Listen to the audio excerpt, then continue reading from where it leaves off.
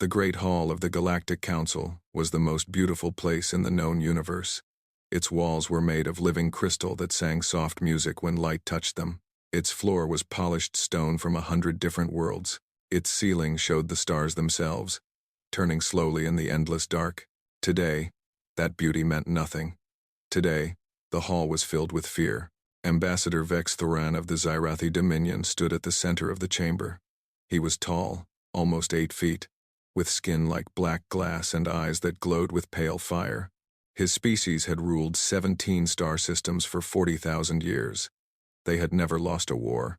They had never known defeat. To them, the galaxy was a garden, and all other species were weeds to be pulled or flowers to be kept. "We demand justice," Vex Thoran said. His voice was smooth and cold, like ice sliding over metal. "The species called humanity has taken worlds that belong to the Dominion. They have built colonies in the Orion Spur. They have claimed resources that are rightfully ours."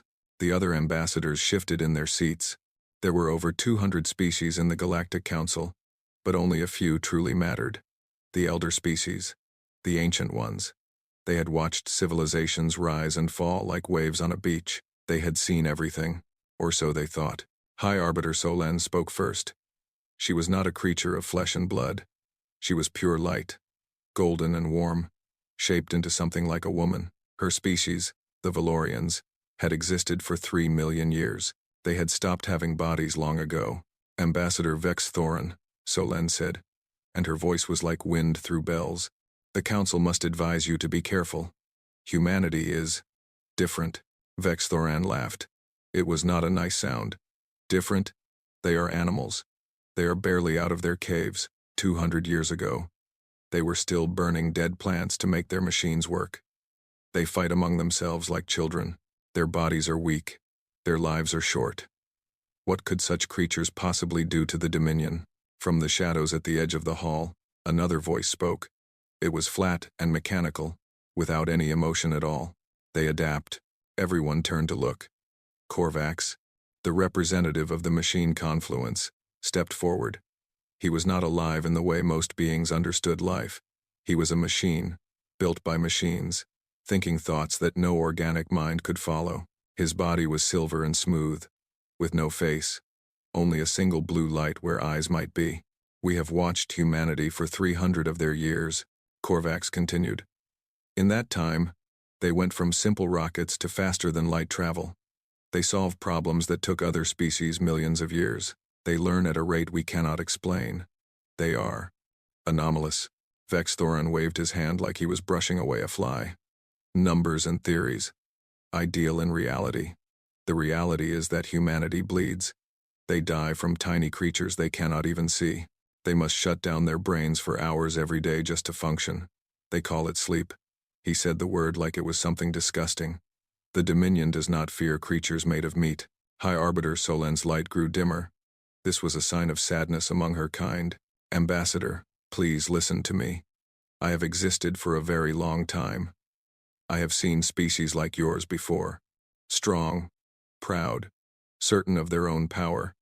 And I have seen what happens when such species meet something they do not understand." "You speak in riddles," Vex Thoran said. "Then let me be clear." Solen moved closer, and even the Zyrathi ambassador took a small step back from the intensity of her light. "Humanity is not weak because they die easily.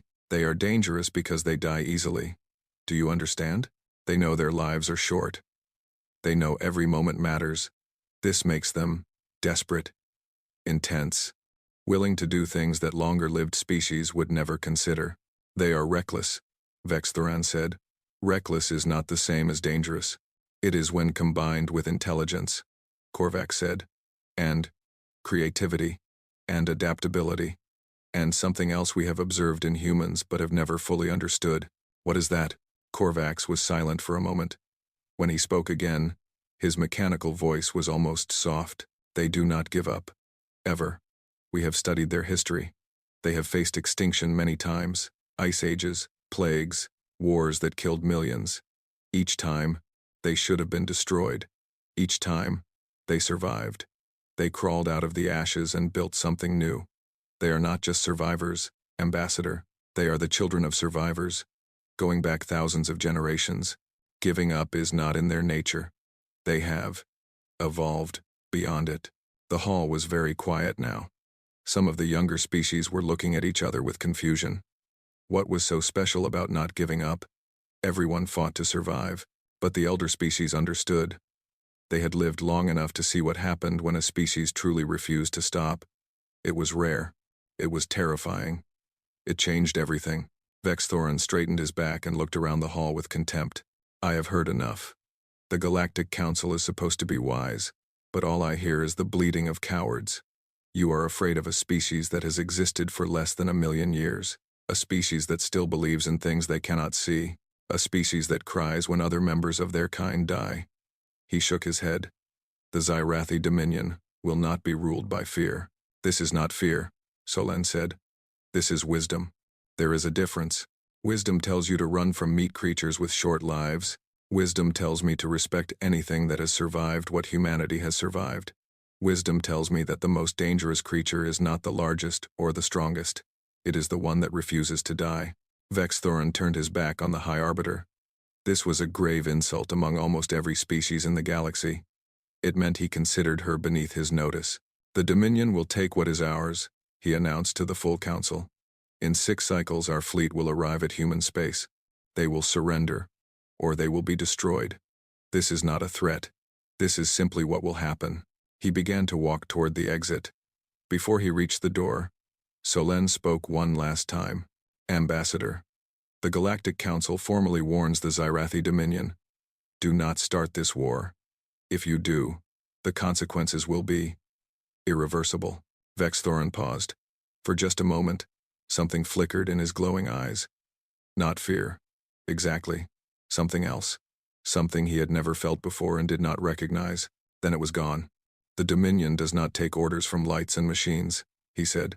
When we have finished with humanity, perhaps we will return here and teach the Council what true power looks like. He left. The crystal walls sang a mournful note as he passed.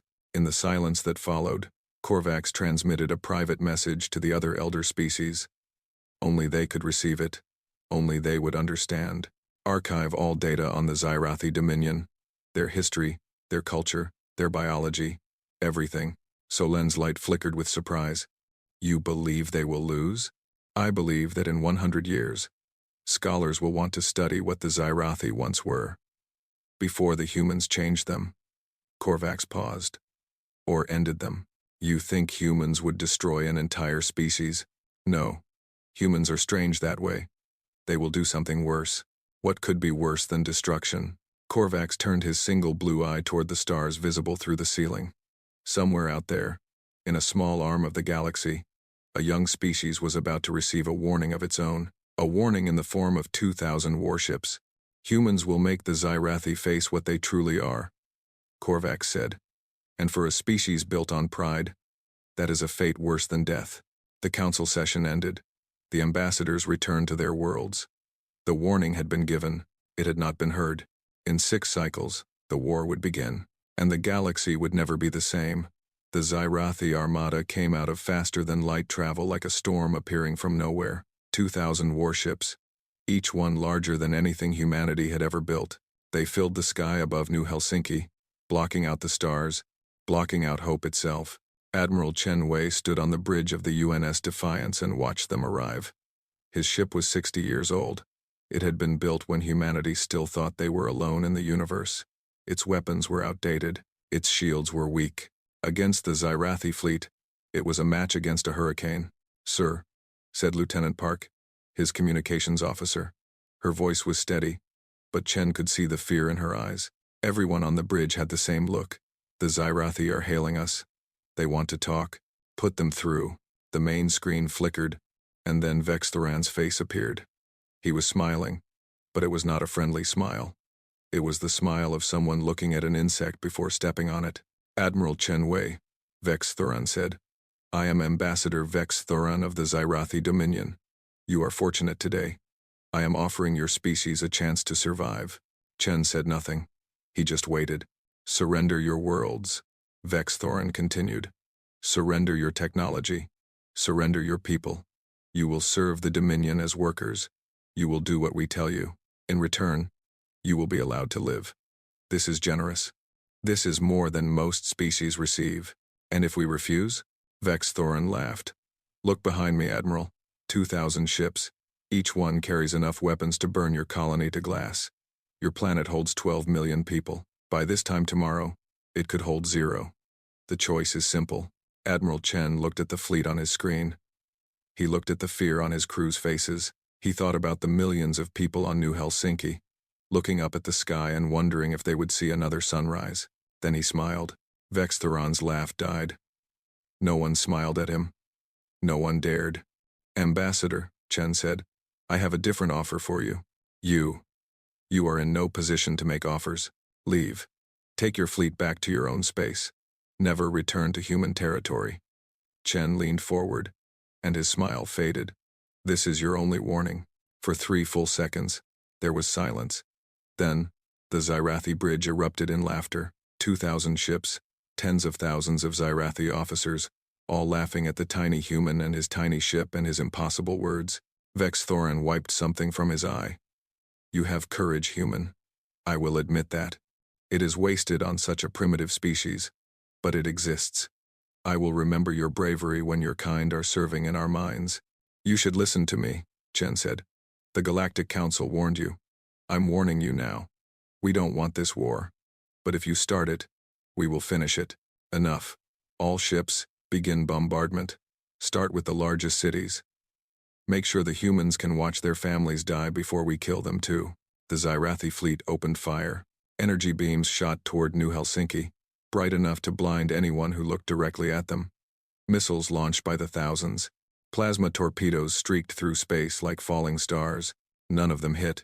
The energy beams curved away from the planet as if pushed by invisible hands. The missiles exploded in empty space, confused by something they could not see. The plasma torpedoes vanished into tiny holes that opened and closed in less than a heartbeat. The Zyrathi stopped laughing. What? Vex Thorin stared at his tactical display. What is happening? Why are our weapons failing? They are not failing. Excellence. One of his officers was checking and rechecking his instruments. They are being stopped by something around the planet. Something that was not there a moment ago. Chen Wei watched the confusion spread across the Zyrathi bridge. He had been waiting for this moment for 20 years. Everyone in the human government had been waiting, preparing, planning. 20 years ago, Chen said, and his voice was calm and quiet. One of our deep space probes found something. Something very old. Older than your dominion. Older than most species in this galaxy. Vex Thorin looked up from his tactical display. For the first time, there was something other than contempt in his eyes. What did you find? A teacher. Chen smiled again. It saw something in us, something it liked, something worth helping. It taught us things, Ambassador. Things your species has never imagined. Things that changed everything we thought we knew about the universe. You are lying. You must be lying. Humanity is young. Primitive. You cannot possibly have. We are young. Chen agreed. We are very young. But young does not mean weak.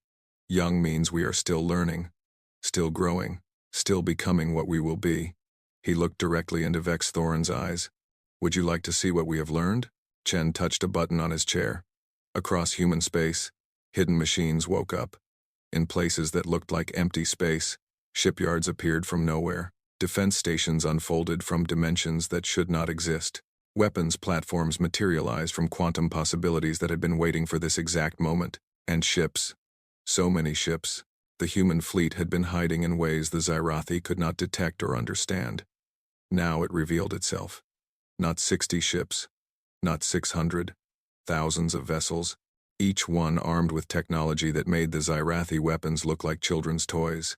Vex Thorin's face went pale. His officers were shouting numbers and readings that did not make sense. The confidence that had filled the Zyrathi fleet moments ago was gone, replaced by something they had never felt before. Fear. You have a choice now, Admiral Chen said. The same choice you offered us. Surrender, and you will live. Fight, and you will learn what humanity can do when threatened. This is impossible, Vex Thorin whispered. Your species is 200 years old. This technology would take millions of years to develop. The math does not work. The physics does not work. We learned from something older than math and physics. Something that exists outside the rules your species thinks are unbreakable. Chen shrugged. Or maybe we are just very fast learners. Either way, you have about 30 seconds to make a decision. On the Zyrathi flagship, officers looked at their commander. They looked at their tactical screens. They looked at the human fleet that surrounded them like wolves around a wounded animal. Vextheron's hand moved toward the communication button that would order a retreat. He had never retreated before. No Zyrathi commander ever had. But the numbers on his screen did not lie. If they fought now, they would die. His pride screamed at him to fight anyway. His intelligence told him to survive and return with better knowledge of what they faced, but his anger was louder than both. All ships, he said, and his voice was thick with fury. Attack pattern Omega. Target the human flagship. I want Admiral Chen dead before we retreat. 500 Zyrathi ships focused their fire on the Defiance. Chen did not even blink. Lieutenant Park, deploy the mirror shield. Commander Wong, return fire with precision beams. Target their engines only. I want prisoners, not corpses. The Zyrathi weapons hit the Defiance and bounced away, deflected by technology they could not understand. The human return fire was surgical, cutting through Zyrathi shields like they were made of paper, disabling ships without destroying them. In 90 seconds, 200 Zyrathi vessels were dead in space, unable to move or fight. Vextheron watched his fleet crumble. He had come here to crush an inferior species. Instead, he had found something that should not exist. Retreat, he said finally. The word tasted like poison in his mouth. All ships, retreat. The Zyrathi fleet fled. The remaining ships jumped to faster than light speed and vanished, leaving their disabled comrades behind. Admiral Chen watched them go. His crew was cheering, but he did not join them. He knew this was not the end. This was only the beginning. Sir, Lieutenant Park said, we won. We actually won. We won a battle, Chen replied. The war is just starting. The Zyrathi will not accept this defeat. They will come back with more ships, more weapons, more anger. Then what do we do? Chen looked at the stars on his screen. Somewhere out there, an entire dominion was about to learn that humanity was not what they seemed. We show them what we really are, he said. And we hope they are smart enough to stop before it is too late. They were not, but that is a story for another time. The Zyrathi had never known defeat. Their military books did not have a word for retreat. Their children grew up hearing stories of endless victory. For 40,000 years, they had conquered and ruled and never once questioned their own power. This would prove to be a terrible mistake. The first real battle happened at a place humans called the Kepler Line. The Zyrathi sent a new fleet, larger than before. 3,000 ships. They had studied the human weapons. They had upgraded their shields. They were certain that their first defeat was just bad luck. It was not bad luck. The battle lasted 4 hours. Humanity lost 47 ships. The Zyrathi lost 400. The survivors fled back to their space, carrying stories that spread through the Dominion like a disease. They spoke of human ships that moved through solid objects as if they were ghosts. They spoke of weapons that aged metal into rust in seconds. They spoke of soldiers in powered armor who kept fighting even when they should have been dead. But the technology was not what truly scared them.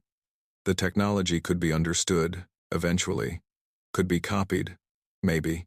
What scared them was the humans themselves.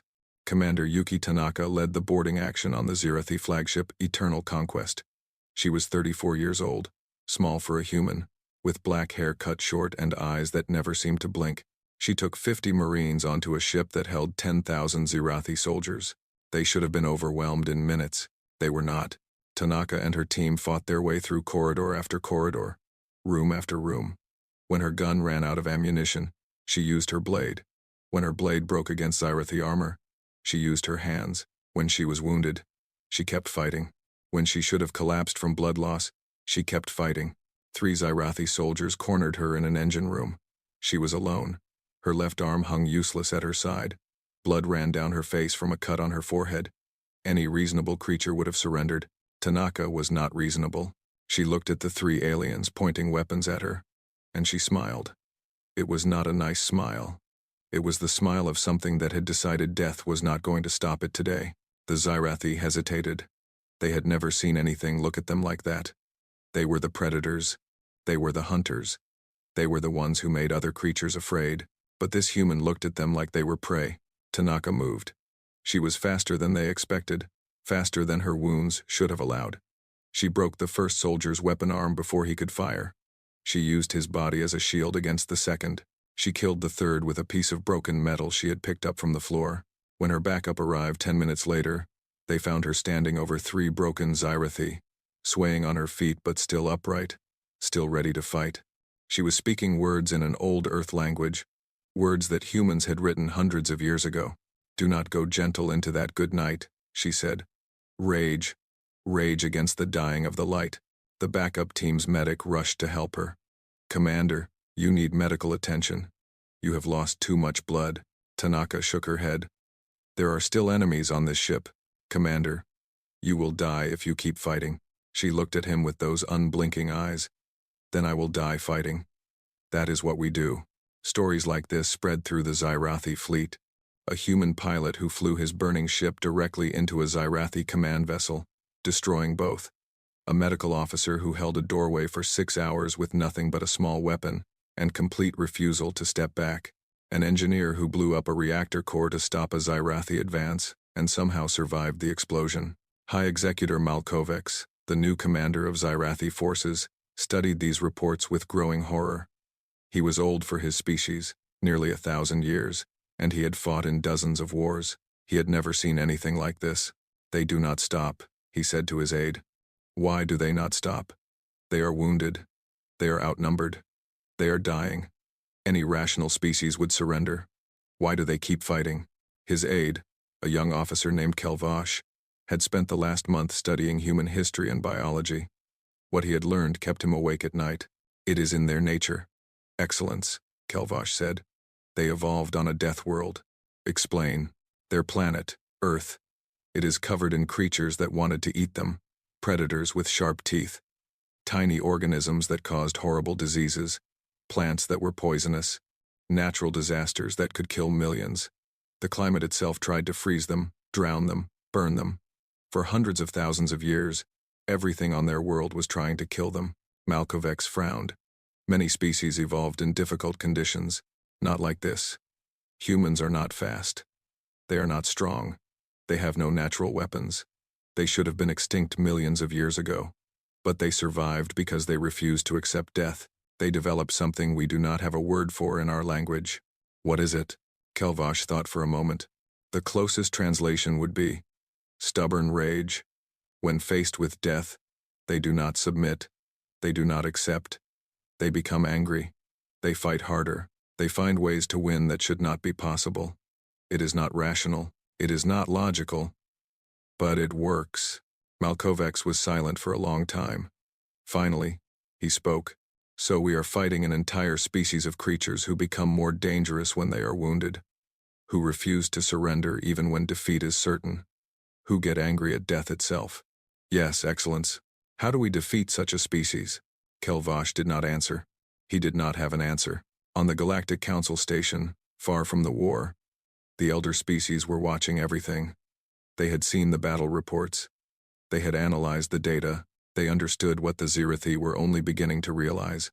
"The Zyrathi made the same mistake every young species makes," Korvax said. His mechanical voice was calm, almost sad. "They thought humanity's short lives were a weakness." High Arbiter Solen's light flickered in agreement. "Humans live, what, 80 years? 100 if they are lucky? To us, that is nothing, a blink of an eye. But to them, every moment is precious," Korvax continued. "They do not have time to be careful. They do not have time to be patient. They do not have time to wait for better opportunities. They must act now, fight now, live now. This makes them intense in ways we cannot truly understand. And they pass this intensity to their children," Solen added. "Generation after generation of creatures who know they are dying from the moment they are born, who know they must accomplish everything they want to accomplish in a few short decades, who know that hesitation means wasted time they can never get back. They are not warriors," Korvax said. "Warriors fight when the odds are good. Humans are survivors. Survivors fight when the odds are bad. Survivors fight when there is no hope. Survivors fight because giving up feels worse than dying." Solen's light dimmed with something like sorrow. The Zirathi cannot understand this. They have always been powerful. They have always been safe. They have never had to truly fight for survival, and so they will lose, Korvac said. Not because humans have better technology, although they do. Not because humans have more ships, although soon they will. They will lose because humans know something the Zirathi have forgotten. What is that? Korvax turned his single blue eye toward the stars. That the universe does not care about power or pride or empires. The universe only cares about survival. And humans are the best survivors the galaxy has ever seen.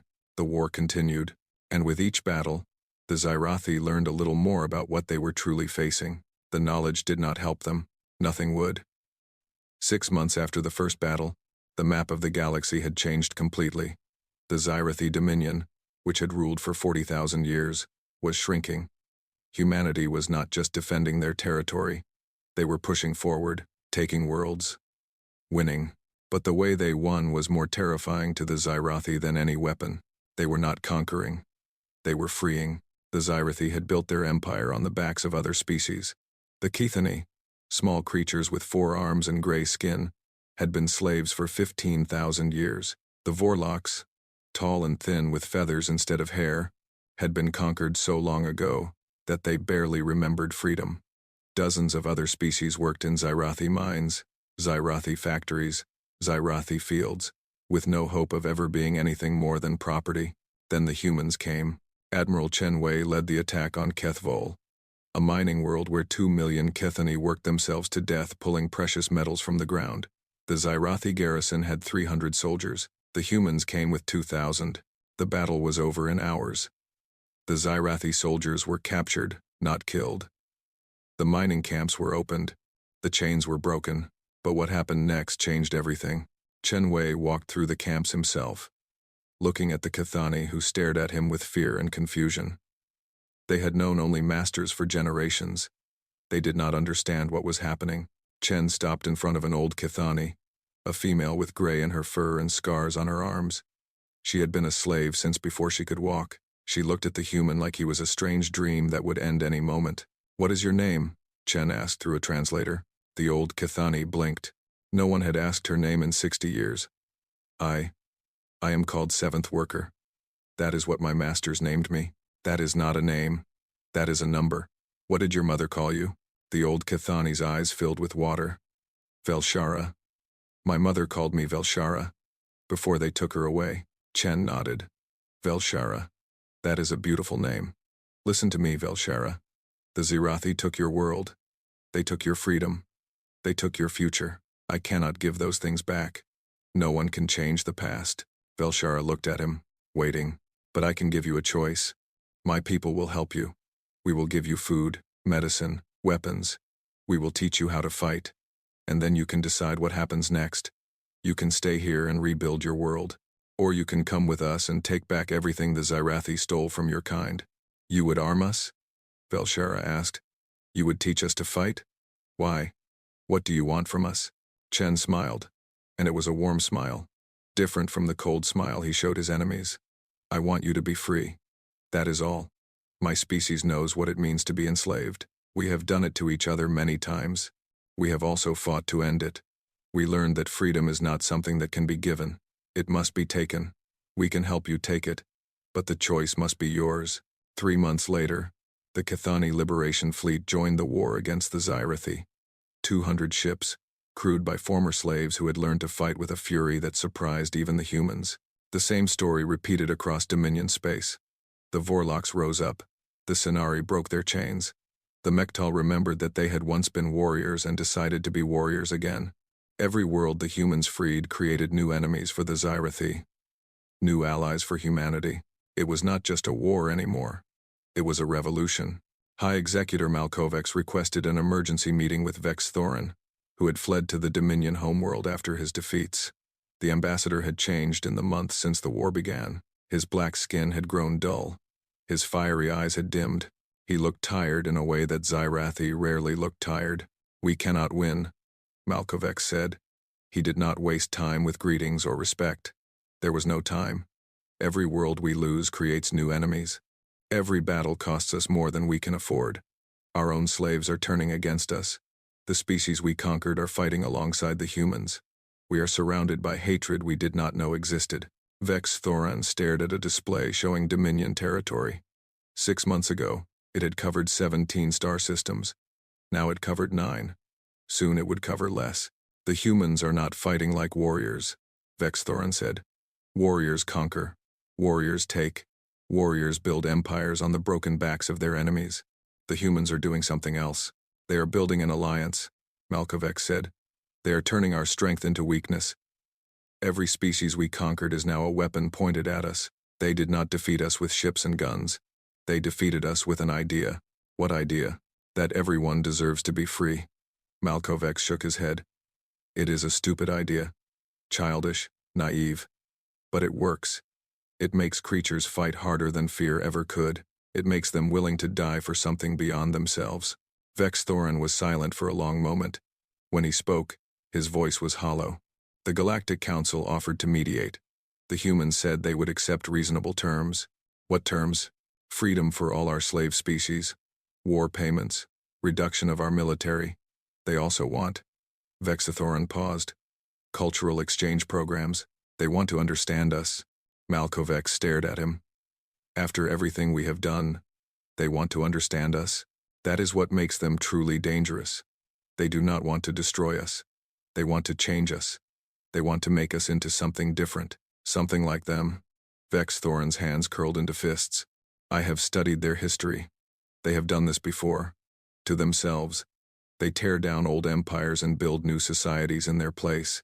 They call it progress. If we surrender, we will not just lose our territory. We will lose everything that makes us Xyrathi.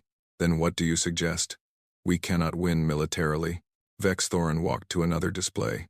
This one showed a single weapon, hidden in a secret location, pointed at a small world circling an ordinary star. The Void Hammer, he said. Our final contingency. It can destroy entire star systems. We have had it aimed at Earth since the war began. Malkovich felt cold despite himself. If you use that weapon, the Galactic Council will. The Galactic Council is full of cowards who did nothing while we built our empire. They will do nothing while we defend it. Vex Thoran activated the weapon's targeting system. If we cannot rule the galaxy, then the humans will not either. If we must fall, we will take their homeworld with us. This is madness. Even if you destroy Earth, the human fleet is scattered across dozens of worlds. The freed species will continue fighting. You will accomplish nothing except making them angry. Then they will learn what Xyrathi anger looks like. Vex Thoran entered the final authorization codes. The weapon will fire in 16 hours. Earth will be dust, and the universe will remember that the Dominion did not surrender. Malkovich watched his leader activate a weapon that would kill billions of innocent creatures. He thought about everything the Xyrathi had built over 40,000 years. He thought about what they had become. He realized he did not recognize them anymore. I will not be part of this, he said. Vex Thoran did not even look at him. Then leave. History will not remember cowards. Malkovich left. He took his personal ship and flew toward human space. He carried information about the Void Hammer, its location, its weaknesses. He did not know if he was betraying his people or saving them. He suspected it was both. 16 hours remained until Earth died. The humans did not know it yet, but they would learn, and when they did, the Xyrathi would discover that they had made their final mistake. The message from High Executor Malkovich reached Admiral Chen Wei 14 hours before Earth was scheduled to die. Chen read it 3 times. The Void Hammer, a weapon that could burn entire star systems to ash, pointed at Earth, firing in 14 hours, too far away for any human fleet to reach in time. 8 billion people on Earth, the birthplace of humanity, their history, their culture, their home. 14 hours. Chen called an emergency meeting of his command staff. They gathered in a small room on his flagship, looking at screens filled with numbers that all said the same thing. There was no way to reach the Dominion homeworld in time. Even at maximum speed, they were looking at 20 hours minimum. The Void Hammer would fire 6 hours before they could arrive. There must be something we can do, said Captain Rodriguez, his second in command. Her voice was calm, but her hands were shaking. We have run every simulation, said Lieutenant Commander Park. Every possible route, every shortcut. Nothing works. The math is clear. Then change the math, Everyone turned to look at Chen. He was staring at a star chart, at a point in empty space halfway between Earth and the Zirathi homeworld. "Admiral?" Rodriguez asked. 20 years ago, we found something in deep space. Something ancient. Something that taught us things we were not supposed to know yet." Chen touched the point on the map. "It taught us how to bend space, how to fold distance, how to step from one place to another, without crossing the space between. Gateway technology," Park whispered. "I thought that was just a rumor. We have kept it secret, hidden, waiting for a moment when we truly needed it." Chen looked at his officers. "I believe this is that moment." He opened a secure channel that reached every human ship in the fleet. His voice was calm and steady as he gave the order. "This is Admiral Chen to all vessels. Execute Protocol Prometheus. Authorization, Chenwei 77 Alpha. All ships, set course for coordinates I am transmitting now. Maximum speed. Do not stop for anything." Across human space, ships changed direction. They did not fly toward the Zirathi homeworld. They flew toward empty space, toward a point that held nothing at all. On the Galactic Council station, Korvax detected the movement. His sensors tracked the human fleet as it gathered at the empty coordinates. He analyzed their formation, their energy signatures, the way they were linking their power systems together. Understanding hit him like a physical blow. "They have gateway technology," he transmitted to the other elder species. "They have had it for years. They were hiding it." High Arbiter Solen's light pulsed with disbelief. "That is impossible. Gateway technology takes species millions of years to develop. Humanity has existed for less than 1,000,000 years total. I told you before. They are anomalous. They learn faster than they should. They grow faster than they should. They become more than they should be. What are they doing?" Korvax watched the human ships arrange themselves into a precise geometric pattern. "They are going to open a door. A very large door. One that leads directly to the Zirathi homeworld." At the empty point in space, reality itself began to change. The human ships poured their energy into a single point, bending space, folding dimensions, breaking rules that the universe usually enforced very strictly. The stars around them blurred, light bent in ways that hurt to look at. And then, like an eye-opening, a gateway appeared. It was huge, large enough to fly a small moon through. On the other side, visible through the impossible door, was the Zirathi homeworld, the Void Hammer, and a dominion that had no idea what was about to happen. 10,000 human ships flew through the gateway. Vex Thoron was standing on the command platform of the Void Hammer when his officers began screaming. He looked at his tactical display and saw something that should not exist.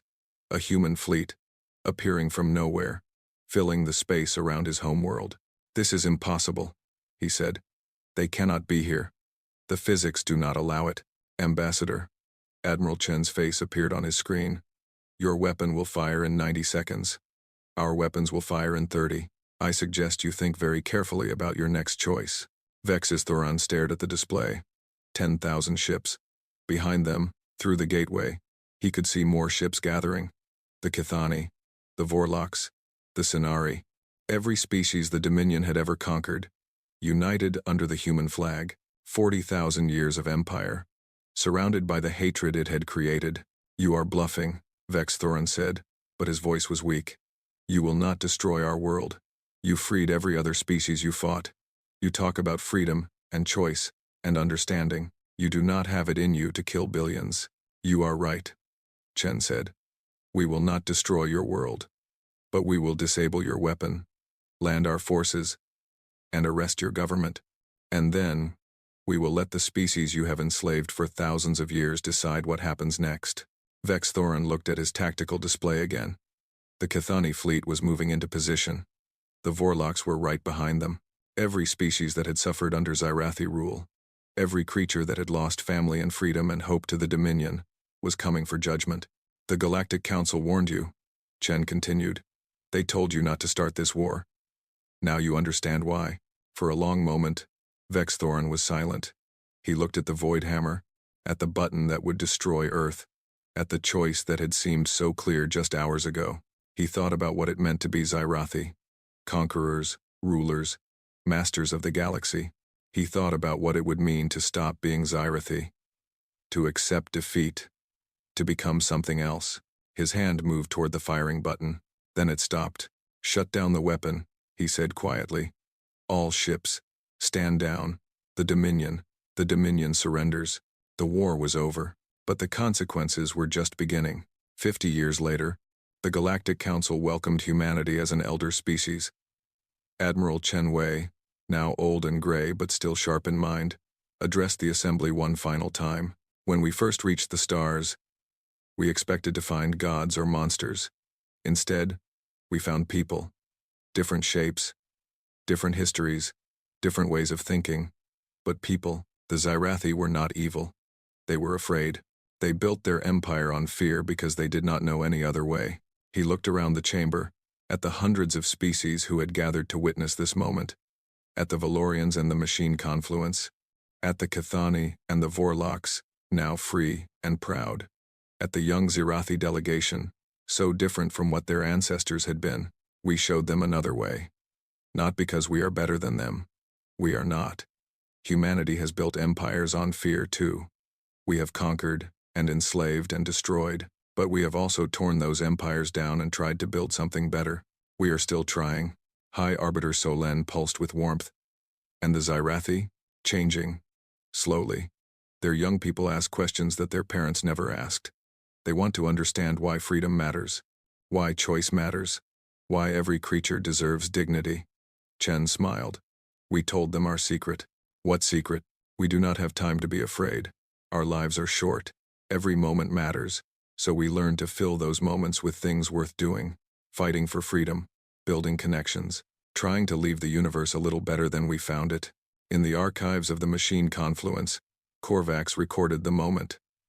A new elder species, a galaxy transformed, a war that had changed everything, and attached to the record, a simple note. When the Galactic Council warned the Xyrathi not to start a war with humanity, it was not to protect the humans. It was to protect the galaxy from what humanity would become if threatened. The Xyrathi learned this lesson the hard way. May future species learn from their example. Humanity is not dangerous because of their weapons or their technology. They are dangerous because they believe in something bigger than themselves, and they will fight for that belief until the stars burn out. Do not make them your enemy. Make them your friend.